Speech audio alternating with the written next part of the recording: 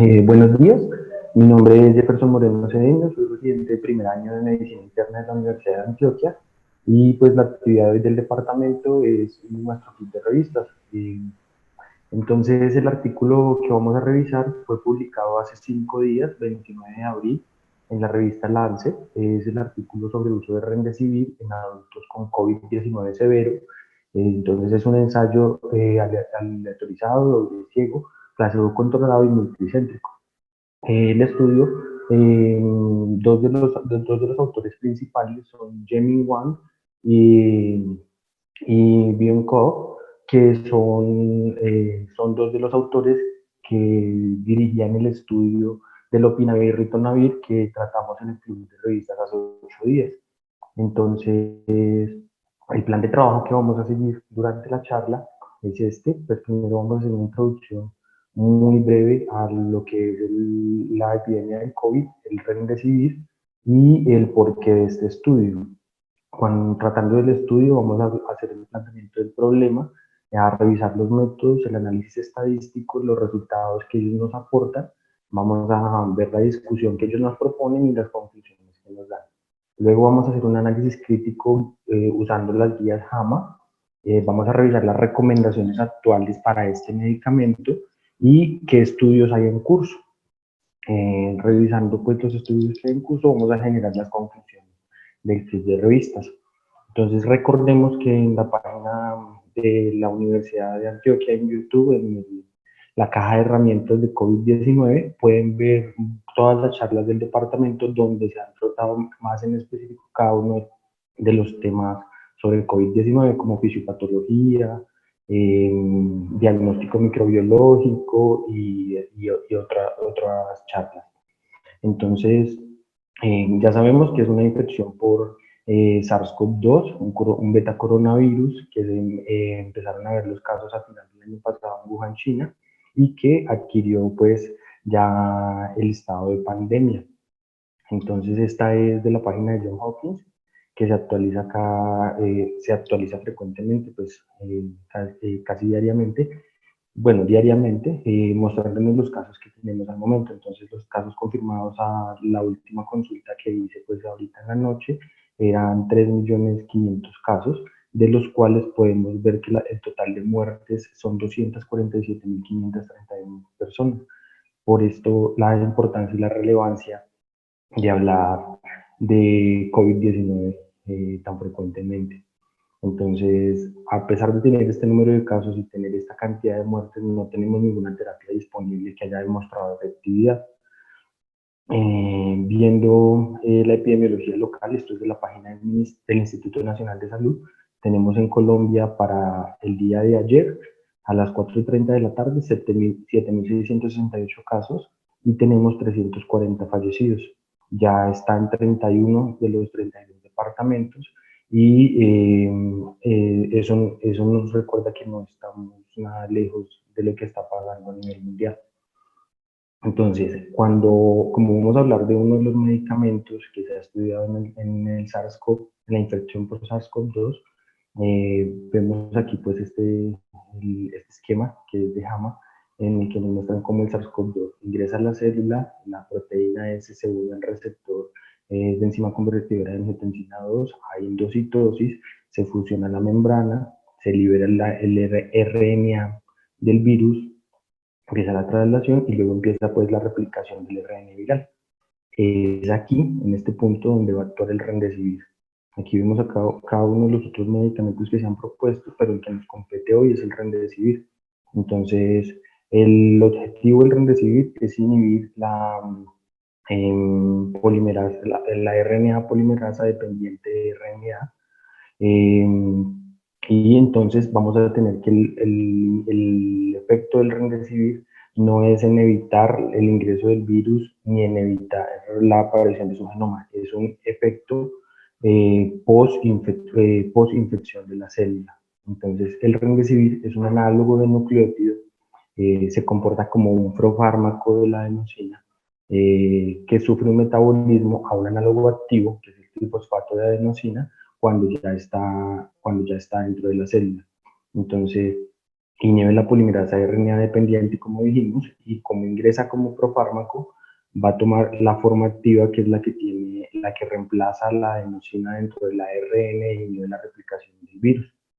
Eh, el Remdesivir fue originalmente desarrollado para otras infecciones. En las que más renombre ha tenido es en la infección por ébola, por el virus ébola.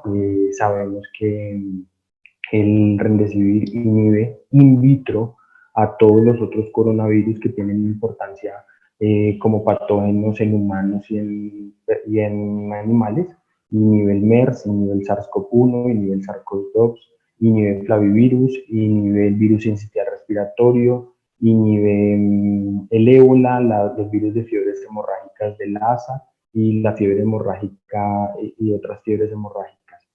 Eh, Aquí tenemos los datos que tenemos sobre el Remdesivir, pues su sitio de acción, el esquema que se ha utilizado de 200 miligramos en primer día y 100 miligramos cada 24 horas en infusión por los 10 días siguientes.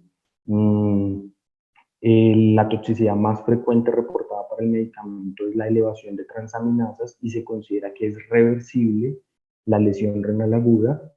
Según pues del fabricante no requiere un ajuste, no requiere un ajuste a la tasa de filtración o a la función hepática mientras esta sea superior a 30 mililitros minuto, y la tasa de infusión es de 30, es para infundir en 30 minutos la dosis que se va a administrar al día, sea 200 o sea 100 miligramos. No tiene interacciones farmacológicas significativas con inductores o inhibidores de la CPY, y la seguridad en el embarazo es desconocida, por eso no se incluyen embarazadas dentro de los estudios con Remdesivir.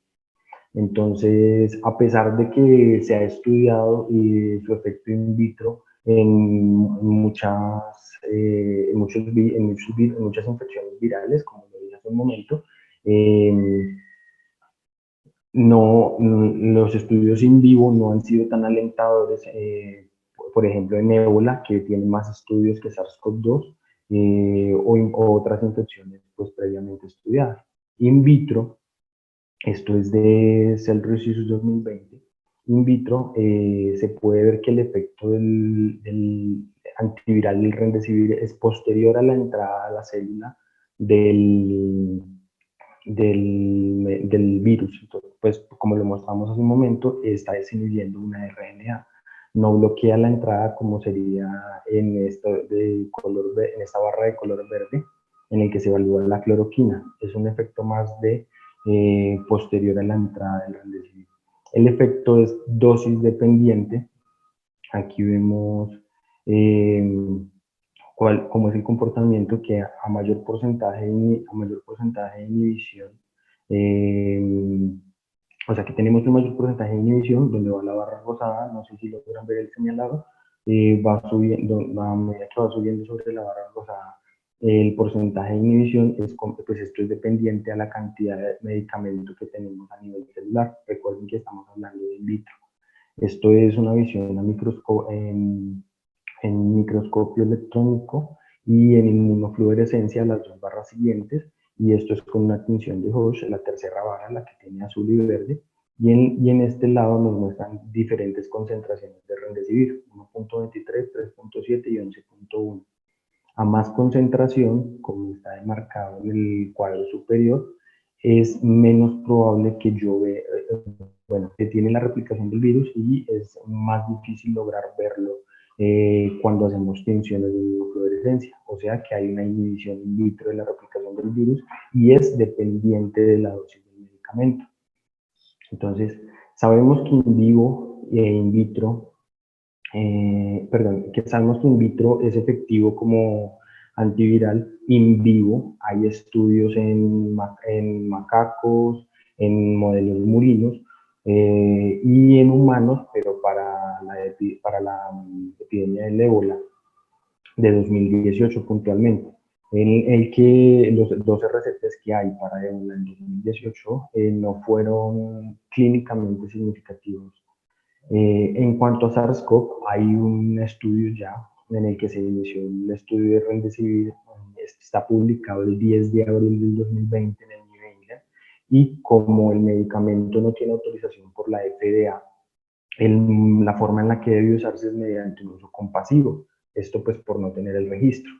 Entonces este artículo es el primero que se publica, 10 de abril de 2020, es una serie de casos, son pacientes de Estados Unidos, de Europa 21, de Canadá 1 y de Japón 9. En total son 53 pacientes. Los pacientes que se incluyen pues, en esta serie son pacientes con SARS-CoV-2 confirmado por PCR y con COVID-19 severo, con enfermedad por SARS-CoV severa. Entonces, el esquema que ellos usan es Remdesivir 200 miligramos y el día 1 seguido de 100 miligramos durante los 9 días restantes. Los pacientes fueron reclutados del 25 de enero al 7 de marzo, y tiene pues como varios debilidades metodológicas. Entonces, lo que ellos hicieron fue administrar Remdesivir más el cuidado usual, pero el cuidado usual no es algo estandarizado, como vimos, son pacientes de muchos países y de muchas instituciones, entonces el cuidado variaba de hospital a hospital y no nos reportan cuál era. Entonces es difícil ver cuál es el efecto puntual del medicamento. Para que los pacientes ingresaran al estudio, los médicos tratantes debían llenar un formulario en el que solicitaban la administración o el despacho de Remdesivir por parte de Gilead, que es el laboratorio que produce el Remdesivir, un laboratorio americano. Y Gilead pedía los datos del paciente, qué tan enfermo estaba, cuáles eran sus características clínicas, qué medicamentos estaba recibiendo y autorizaba o no el envío del Remdesivir. Todo el estudio está diseñado y conducido por Gilead. Entonces, la duración de la terapia no fue homogénea en todos los participantes, aunque dijimos que la propuesta era dar 10 días de medicamento, un día con 200 y 9 con 100 miligramos. Los pacientes que están reportados en esta serie de casos, hay muchos que reciben menos de 5 días, o un porcentaje que recibe de 5 a 10, y son pocos los que realmente completan los 10 días de tratamiento. Y la otra debilidad es que no se evalúa la carga viral durante el tratamiento, entonces no podemos ver el efecto antiviral in vivo del Remdesivir, que pues es el objetivo con el que estamos, el objetivo que respalda su uso clínico. Entonces, estas son las características demográficas de los pacientes que fueron incluidos en este estudio. Entonces, como dijimos, es un uso compasivo por la falta de registro y son pacientes con enfermedad por COVID severa. Son pacientes bastante enfermos. Si vemos de los 53 pacientes, 34 están en ventilación invasiva o ventilación mecánica, y solamente 19 están recibiendo oxígeno de soporte en una forma no invasiva. De los pacientes, tanto en ventilación mecánica como con oxígeno suplementario, la mediana de edad es de 64 años, siendo mayores los que reciben ventilación mecánica. La mayoría de los pacientes son pacientes mayores de 70 años, para el grupo más enfermo, porque está con ventilación mecánica, y casi todos los pacientes son hombres, o pues en su gran mayoría son hombres. Como dijimos, la distribución por países, y dentro de los que reciben, de esos 34 pacientes que reciben ventilación mecánica, 30 solamente la ventilación y 4 están con ECMO. La mediana de duración de duración de los síntomas de estos pacientes antes del ingreso al estudio es de 11 y 13 días. Esto es de bastante importancia y lo vamos a tocar a lo largo del estudio, y es el momento en el que se realiza la intervención con el Remdesivir y qué efecto tiene en la clínica, entonces como para tenerlo en cuenta más adelante. Entonces, ya les dije la mediana duración de los síntomas. Las comorbilidades de los pacientes en su mayoría eran hipertensos. Recuerden que estamos en la casilla de ventilación invasiva. En su mayoría eran hipertensos, diabéticos, y teníamos un porcentaje de pacientes con asma. En cuanto a las características del laboratorio, no había mucha diferencia, porque para que los pacientes fueran incluidos en la serie de casos, no podían tener una tasa de filtración glomerular menor de 30 mililitros por minuto, 30 mililitros, y no podían tener transaminasas 5 veces por encima del límite superior normal del laboratorio. Por eso son un poco más homogéneos en esta característica. Entonces, como es una serie de casos y el objetivo de ellos era ver cómo mejoraban los pacientes en una escala ordinal, que es la que tenemos aquí en este segmento, en una escala ordinal que es usada para los pacientes con influenza, en la que vemos cuál es su comportamiento o mejoría clínica en número de días, y mejoría clínica está definida como caída en dos ítems de la escala. Entonces tenemos en el 6, en lo más malo, muerte, 5 ventilación invasiva, 4 no invasiva, 3 oxígeno alto flujo, a bajo flujo, 2 al aire ambiente, y 1 que el paciente cumpla criterios de egreso o que no requiera una hospitalización. Entonces vemos que hay varios cuadros que están en azul claro o turquesa, son los pacientes que tuvieron mejoría clínica durante el estudio, y tenemos unos pacientes que están en gris, que son los pacientes que tuvieron deterioro durante el estudio. Esta central de acá son los pacientes que no tuvieron ninguna modificación durante el seguimiento. El seguimiento es un periodo muy corto, menor a un mes, como se les mostré hace un rato. Entonces, de los pacientes que están en azul, que empezaron en ventilación invasiva, o sea, 34 pacientes, tenemos que 19 pacientes tienen una mejoría clínica. Recordemos, mejoría clínica es mejoría de dos valores en la escala ordinal. Entonces tenemos 3 que llegaron a no invasiva, o sea, previamente estaban intubados, 8 llegaron a aire ambiente y 8 lograron el alta en el tiempo de seguimiento. Asimismo, pues podemos extrapolarlo a estos pacientes de este lado. Entonces son bastantes los pacientes que tienen mejoría clínica durante el tiempo de seguimiento. La mediana de seguimiento de los pacientes fue de 18 días. 30 pacientes, que correspondería al 57%, recibían ventilación mecánica invasiva y 4% estaban en terapia con ECMO. De los pacientes, de la totalidad de pacientes, el 68%, o sea, 36, tuvieron una mejoría en la escala que evaluaba la necesidad de soporte con oxígeno. Y tener en cuenta que de estos 36 que mejoraron, habían 17 de los que recibían ventilación mecánica, y adicionalmente pues fueron extubados. En la serie de casos también mostró pues cuál era el comportamiento de los eventos adversos. Entonces nos muestran aquí que en los eventos adversos, de los 34 pacientes, 22 reportaron cualquier tipo de evento adverso, y de los 19 en ventilación no invasiva, 10 reportaron cualquier tipo de evento adverso. Los eventos adversos más frecuentes son incremento en las enzimas hepáticas, que de acuerdo a lo publicado en otras enfermedades se supone debe ser transitorio, solo mientras esté con el medicamento. El rash en 3 pacientes, deterioro en la función renal, hipotensión en 4 y 3 pacientes, y aquí tenemos una lista de todos los otros eventos adversos que fueron reportados, pero recordemos que esto es una serie de casos y es difícil adjudicar estos eventos adversos o los beneficios, asimismo, exclusivamente a la intervención, pues porque no es el objetivo de este tipo de estudio dar una asociación de causalidad. Entonces, 32 pacientes informaron eventos adversos durante el seguimiento, y de estos 12 pacientes tuvieron eventos adversos graves, que son reportados 1 a 2 casos, 1 a 2 pacientes por cada evento adverso, que obligaron a la suspensión del medicamento. Aquí entonces tenemos los eventos adversos graves, entonces, pero si notamos son eventos adversos que podrían explicarse fácilmente por la enfermedad. Entonces es muy difícil saber si son en sí por el medicamento o no lo son. Entonces, en los contra del estudio, pues de la serie de casos, tenemos que hay demasiado riesgo de serios, pues porque los pacientes tenían que ser, la solicitud de ingreso tenía que ser hecha por el médico, tenía que ser aprobado por el laboratorio. El laboratorio era el que organizaba todas las intervenciones y toda la estructura del estudio. Entonces es poco confiable lo que podemos obtener de esta serie de casos. Lo que sí nos puede dejar lo que sí nos deja son pues como hipótesis de que podría llegar a ser benéfico. pero pues es solamente una hipótesis. Para eso necesitamos un RCT. El único RCT publicado a la fecha sobre Remdesivir es este, fue publicado el 29 de abril, recordemos que la serie de casos del New England es del 10 de abril, entonces este es en el que vamos a centrarnos en este momento. Entonces es Remdesivir, pacientes con COVID-19 severo, un RCT.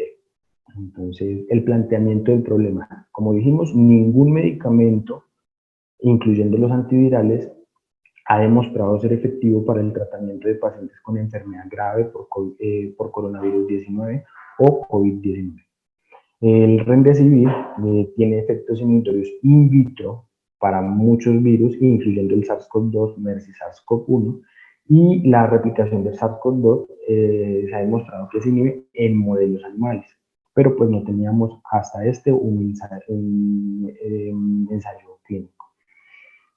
Entonces, el objetivo del estudio es evaluar la eficacia y seguridad del Remdesivir, administrado en forma intravenosa a pacientes con neumonía severa por SARS-CoV-2 que requieren hospitalización.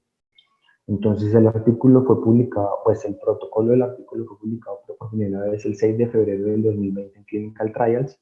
La última actualización fue el 15 de abril. Ahí tenemos el NST del documento. Y empezaron a recolectar el 6 de febrero, completaron el reclutamiento el 12 de marzo y finalizaron toda la recolección de datos y publicaciones el 10 de abril. Es un estudio multicéntrico, son 10 hospitales, todos en Wuhan, China, en el sitio donde se originó la pandemia. Recordemos la fecha otra vez, 6 de febrero a 12 de marzo. Recordemos que para la mitad de marzo ya en China estábamos al final del pico epidemiológico de casos que ellos tenían. Entonces teníamos 10 hospitales, es aleatorizado, se controló con placebo, lo reportan ellos como doble ciego y tuvo aprobación por el Comité de Ética de cada una de las instituciones y se ciñó a los protocolos internacionales para ensayos clínicos. Entonces ellos incluyeron adultos mayores de 18 años al momento del ingreso al estudio y firma de consentimiento informado, que se tuviera una PCR positiva para SARS-CoV-2 al momento del ingreso al estudio y que fuera esto en una muestra respiratoria. Para este momento todavía no se había estandarizado que la PCR para SARS-CoV-2 y como es actualmente, sea idealmente en una muestra nasofaringea, entonces ellos tienen pacientes con muestras orofaringeas y nasofaringeas y en esputo, que haya confirmación radiológica de neumonía y que la saturación de oxígeno sea menor al 94% al aire ambiente o que tengamos una PAFI menor a 300 milímetros de mercurio. El intervalo desde el inicio de los síntomas en los pacientes de este RCT es de 12 días, muy similar a lo que vimos en la serie de casos de 11 a 13 días. Y en los criterios de exclusión tenemos una tasa de filtración menor de 30 o terapia de reemplazo renal, transaminasas mayor a 5 veces el límite superior normal, que la persona esté en embarazo o en lactancia, que el paciente tuviera al momento de que se estuviera seleccionando la posibilidad de que en las siguientes 72 horas fuese a ser transferido a otra institución, que el paciente estuviera en simultáneo en otro ensayo clínico o que hubiera estado en algún ensayo clínico en los 30 días antes, o que el médico tratante considerara que el medicamento no fuera seguro por alguna otra patología no especificada en los criterios de inclusión o por la toma de algún otro medicamento no especificado. Entonces, lo que ellos hicieron fue aleatorizar los pacientes 2 a 1. Por cada 2 pacientes al grupo Remdesivir, 1 al grupo placebo. Se hicieron bloques permutados de 30 pacientes por bloque. Estos bloques permutados fueron generados por computadora. Se hizo una estratificación según el soporte respiratorio usando la misma escala de 6 puntos que desglosamos en el anterior estudio en New England. El software utilizado por ellos fue el SAS versión 9.4 y fue manejado por un estadístico que no participó en el ensayo clínico, pero que preparó la aleatorización, los bloques permutados y la estratificación previo a el inicio del mismo. Entonces, el medicamento, como dijimos, también en este estudio fue suministrado por Gilead, el laboratorio americano, Ellos entregaron tanto el medicamento como el placebo, lo suministraron a los hospitales, eh, se encargaban de que el medicamento estuviera en la misma presentación, en las mismas características de volumen, que tuvieran paquetes numerados, que no estuvieran expuestos a temperatura, que fueran opacos, que no fueran visibles y que se asignaron según un orden secuencial. Eran administrados por la farmacia central de uno de los hospitales. Entonces ellos lo suministraban, pero se distribuía a partir de la farmacia de uno de los 10 hospitales del estudio para todos los otros que eran participantes. Entonces, en el protocolo que ellos publican en Clinical Trials, pues los datos de seguimiento que nos dan dicen que los pacientes van a ser seguidos del día de ingreso al día 28, que van a ser evaluados diariamente mediante una escala ordinal de 6 categorías, la que ya vimos, que esto lo va a hacer una enfermera entrenada para la aplicación de la escala, que todos los días se va a hacer una evaluación de seguridad y de signos vitales, que en los días 1, 3, 5, 7, 10, 14, 21 y 28 vamos a tener los hisopados para los estudios virológicos, porque adicionalmente al comportamiento clínico, este RCT evalúa dentro de sus enlaces secundarios cuál es el comportamiento de la carga viral. Entonces, recuerden, ya les dije, por qué usaban 3, porque en ese momento no estaba estandarizado que fuera solo el nasofaringeo, y también buscaron hisopados fecales y anales. Entonces, en el día 1 aplican PCR en todas estas muestras para todas las, bueno, para todas no, para las 4 principales proteínas que componen el virus y a partir, bueno, no, material genético que compone el virus, y a partir de los siguientes días es solamente para una, para la proteína E. Y los laboratorios y el EKG se realizan. EKG en el día 1, el día 14, y laboratorios, refiriéndome con laboratorios a hemoleucograma, transaminasas, creatinina, albúmina, bilirrubina, y plaquetas en los días 1, 3, 7 y 10. De ahí en adelante se hace a discreción del clínico que maneja el paciente de acuerdo a lo que vaya viendo. Entonces, el desenlace primario es el tiempo hasta la mejoría clínica. La mejoría clínica se define como reducción de 2 puntos en la escala ordinal que ya habíamos planteado, o el egreso vivo del hospital. Sea cualquiera de los dos, la que ocurra primero, esta define la mejoría clínica. En los desenlaces secundarios, ellos usan 10 desenlaces secundarios, y es la proporción de pacientes en cada categoría de la escala en 3 puntos del seguimiento, la mortalidad por todas las causas, la frecuencia de pacientes en ventilación mecánica invasiva, la duración de la oxigenoterapia en días, la duración del ingreso hospitalario en días, cuántos pacientes hacen infecciones nosocomiales, cuántos pacientes disminuyen la carga o el ARN viral, y cuántos pacientes presentan eventos adversos graves o tienen que interrumpir el tratamiento o el estudio por un evento adverso grave. Entonces, dentro de los secundarios tendríamos lo virológico y la seguridad. El análisis estadístico que ellos proponen es que suponen que el tiempo de mejoría de un paciente en el grupo placebo es de aproximadamente 21 días, y ellos esperan una diferencia de al menos 6 días, o sea que los pacientes con la intervención mejoren en 15 días. Basados en esta suposición, ellos calculan un poder del 80%, quieren tener un poder del 80% y un error alfa de 2.5. Entonces, asumiendo que la tasa de eventos va a ser del 8% a 28 días en los dos grupos, tanto placebo como intervención, y que los pacientes probablemente tengan una tasa de abandono del 10%, ellos consideran que deben reclutar 453 pacientes. Estos 453 pacientes serían 151 para el placebo y 302 para el grupo de remdesivir. Esos 453 pacientes con el objetivo de encontrar al menos 325 eventos. Entonces, la muestra que ellos calculan es de 453 pacientes. El análisis estadístico ellos desde el protocolo plantean que se va a hacer por intención a tratar, que van a incluir todos los pacientes aleatorizados, que el tiempo hasta la mejoría graficar una vez se alcance el día 28 y se cierre la base de datos con curvas de Kaplan-Meier, y las diferencias entre las dos curvas se van a comparar con long run test. Preespecifican los análisis de sus grupos para todos los desenlaces secundarios, y definen que los hazard ratio y los intervalos de confianza se van a calcular con el modelo de riesgos proporcionales de Cox. Entonces, ellos logran ingresar solamente, bueno, analizan para el previo al estudio 255 pacientes, pero solo logran reclutar 237, mucho menos de la muestra que ellos tenían planeada, porque recordemos que para el 12 de marzo ya Wuhan, el sitio donde se hizo el estudio, estaba en la caída del pico epidemiológico, y las autoridades de salud de Wuhan habían restringido los pacientes que ingresaban al hospital, se habían vuelto más estrictos con los pacientes en los que permitían la hospitalización.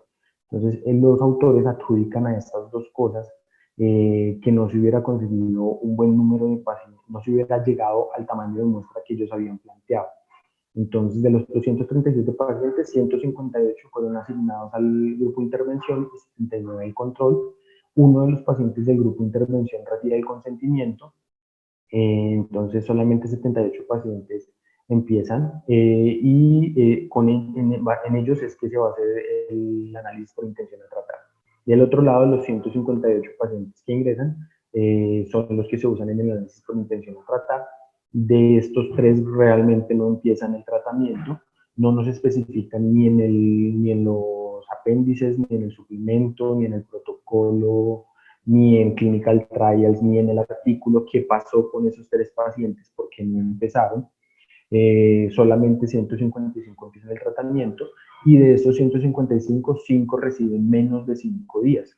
En los otros 150 se garantiza los 10 días de tratamiento con Remdesivir, y ellos adicionalmente nos aportan un análisis por protocolo. En el otro lado, 2 pacientes reciben menos de 5 días de placebo, y 76 se incluyen en el análisis por protocolo. Entonces, estos son los datos de la tabla 1, es bastante grande, entonces está dividida en 3. Los principales características aquí son que la mayoría de los pacientes son hombres en ambos grupos, la mediana de edad es de 66 y 64 años, la comorbilidad principal es la hipertensión en ambos grupos, seguida de la diabetes y mayor enfermedad coronaria en el grupo de Remdesivir con respecto al grupo placebo. En cuanto a la clínica, en la temperatura son muy similares, pero en la frecuencia respiratoria hay muchos más pacientes con taquipnea en el grupo de Remdesivir que en el grupo placebo, haciendo pensar que los del grupo Remdesivir están un poco más enfermos. Los paraclínicos son bastante similares, tanto en la linfopenia, en el 68% y 71%, como en los conteos de plaquetas. Lo de en las transaminasas y creatinina, como en los criterios de inclusión teníamos unos requisitos de que estas estuvieran en unos rangos normales, pues son muy similares. En la categoría de 6 variables en las que nos dice el requerimiento de oxígeno que tenía el paciente, vemos que el 82% y el 83% de los pacientes en cada uno de los 2 grupos se encontraban requiriendo oxígeno suplementario, pero el oxígeno suplementario que requerían no era de alto flujo, o sea, eran pacientes con cánula nasal, oxígeno a bajo flujo la gran mayoría. No eran pacientes tan graves como lo que vimos en la serie de casos del New England. Y en cuanto a las intervenciones que estaban recibiendo los 2 grupos de pacientes, vemos que algo que podríamos considerar un problema grande es que los autores no vieron problema en que el 17 y 19% de los pacientes estuvieran recibiendo lopinavir ritonavir simultáneamente al tratamiento con Remdesivir, y este tratamiento administrado como el indicado por el hospital, porque recordemos que no estaban en ningún otro estudio en simultáneo. Los autores de este artículo son los mismos del artículo de lopinavir ritonavir. Entonces, muy probablemente por eso este era un medicamento que ellos consideraban efectivo y también lo usaban dentro de su terapéutica usual. Vemos que el 77 y 81% de los pacientes tenían terapia antibiótica y que el 38 y 40% de los pacientes estaban recibiendo corticosteroides. Entonces, viendo los resultados que nos aporta el estudio para el desenlace primario, que como dijimos era la disminución en el tiempo, la disminución en el tiempo de mejoría clínica, bueno, la mejoría clínica medida en días, entonces tenemos que el análisis por intención de tratar, como dijimos, se hizo incluyendo a todos los pacientes aleatorizados y nos aporta un hazard ratio de 1.23. Si vemos la gráfica, Remdesivir está en rojo y el control está en azul, a pesar de que hay una diferencia muy discreta. Esa diferencia es numérica, pero no es una diferencia estadística. Entonces podemos concluir que no hubo diferencia en el número de días a la mejoría clínica entre los dos grupos. Para el desenlace primario, que es para lo que ellos calcularon la muestra. También nos aportaron un análisis por protocolo en el que pasa lo mismo. No hubo una diferencia en el número de días a la mejoría clínica entre los dos grupos. Cuando vemos los desenlaces secundarios, en los desenlaces secundarios recordemos que como la muestra no fue calculada para estos desenlaces, lo que vemos son generadores de hipótesis más no conclusiones. Entonces, en los desenlaces secundarios lo que vemos son diferencias numéricas. Entonces, hay diferencias numéricas en la diferencia en tratamiento entre remdesivir y placebo cuando se hace el tratamiento antes de 10 días desde el inicio de la enfermedad, cuando se trata antes de 7 días y en cuanto a la duración de los días en ventilación mecánica no invasiva. No encontramos diferencias numéricas en duración de la oxigenoterapia, hospitalización, días hasta la alta y días de muerte. Tampoco hay diferencias numéricas en las diferentes categorías, las categorías de la escala ordinaria. En cuanto a los resultados virológicos, que es una de las cosas que uno esperaría que tuviera bastante diferencia, teniendo en cuenta que eso es en lo que basamos la creencia de que el medicamento va a funcionar clínicamente, tampoco vemos diferencias en las cargas de ARN viral entre los dos grupos. A los diferentes días desde el inicio del estudio, 1, 3, 5, 7, 10, vemos que ambos caen, independientemente de sea el grupo de intervención o placebo. Entonces, pues, no es lo que no esperaba. En los desenlaces secundarios que se refieren a la seguridad, vemos que el 18 pacientes que corresponden al 12% del grupo remdesivir y 4 que corresponde al 5% del grupo placebo descontinuaron por efectos adversos, viendo un mayor porcentaje de pacientes que en el grupo de remdesivir que tuvieron que suspender por eventos adversos. Los eventos adversos más frecuentes reportados en el estudio son hipoalbuminemia, hipocalemia, trombocitopenia, rash, incremento de bilirrubinas y constipación. No son, aunque no son los eventos adversos más frecuentes no parecieran graves, si nos reportan que un 12% por el evento adverso requiere la suspensión del tratamiento. Ellos plantean en la discusión que el remdesivir intravenoso no representó mejoría significativa en el tiempo hasta mejoría clínica en mortalidad y en tiempo de eliminación de virus, recordando que mortalidad y tiempo de eliminación del virus son desenlaces secundarios. No ellos también plantean que esto tal vez ocurrió porque ellos no alcanzaron los objetivos de reclutamiento. Su meta era de 453 pacientes y solo reclutaron 237.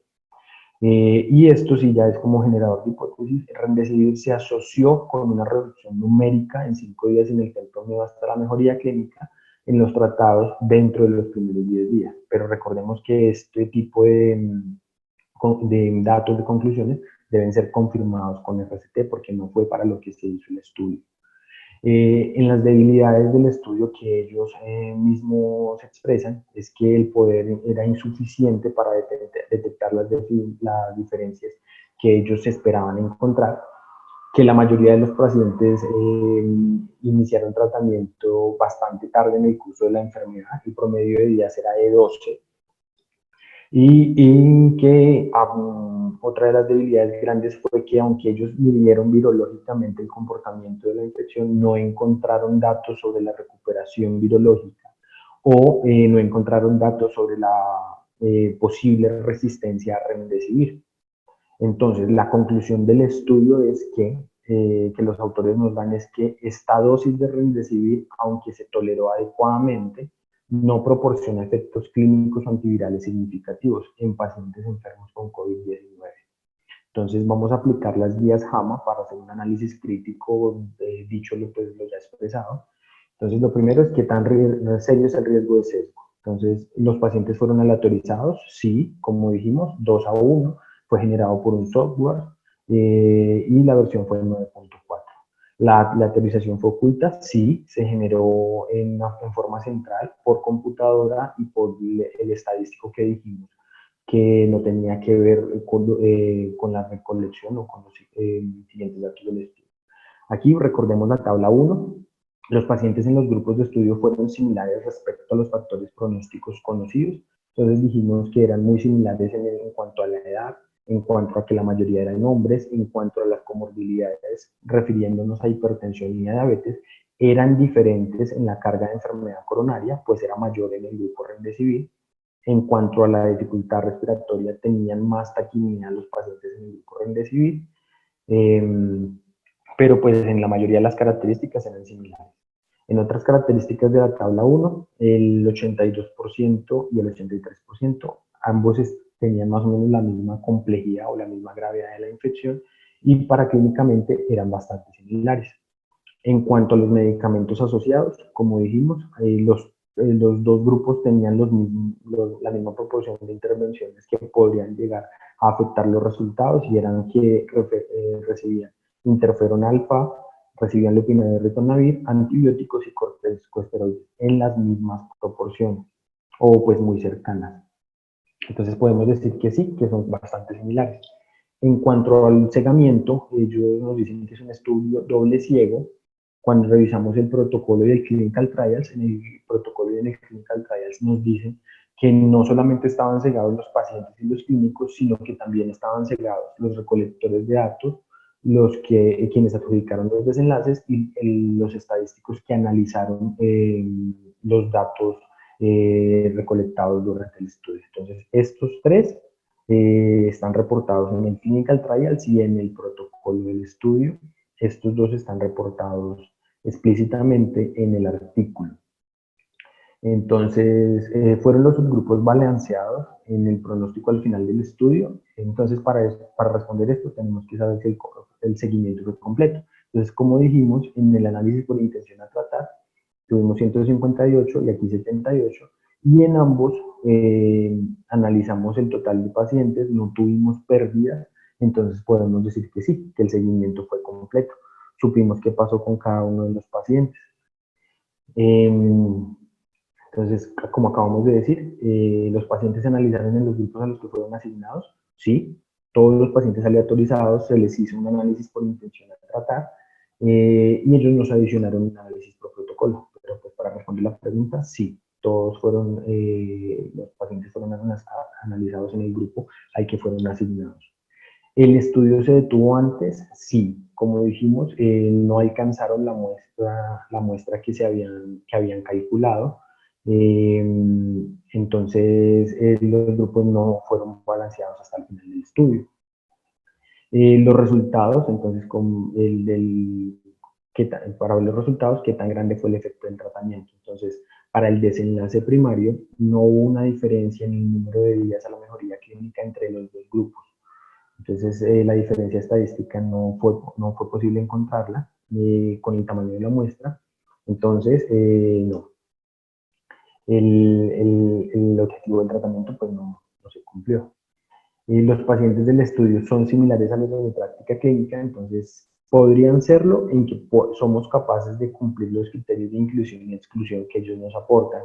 Y en las diferencias que podemos pues, referir fácilmente es que el área geográfica en donde se hizo el estudio de nuestro medio son muy diferentes, la raza y la etnia son bastante diferentes, y el porcentaje de pacientes en el estudio que recibió interferón alfa es de 17 a 18%. Nosotros no usamos esta intervención y aquí no está recomendada la intervención con corticosteroides como parte del tratamiento estándar en los pacientes con infección por SARS-CoV-2.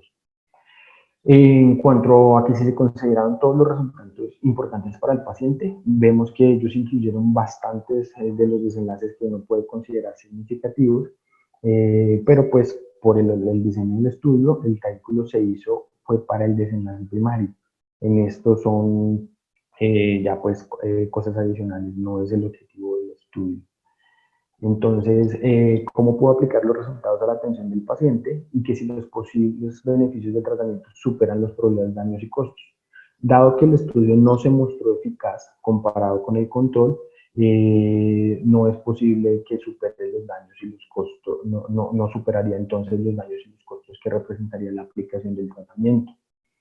Entonces, cuando vemos las recomendaciones que hay disponibles con respecto al Remdesivir, vemos que la ACIN en el consenso sobre el tratamiento de Remdesivir, que fue publicado en marzo de 2020, cuando estas recomendaciones se hicieron, no estaba publicado este estudio aún. Esta recomendación se hizo en marzo de 2020 y el estudio se publicó el 29 de abril. Entonces, para ese momento, no se emite recomendación a favor o en contra para el uso del Remdesivir.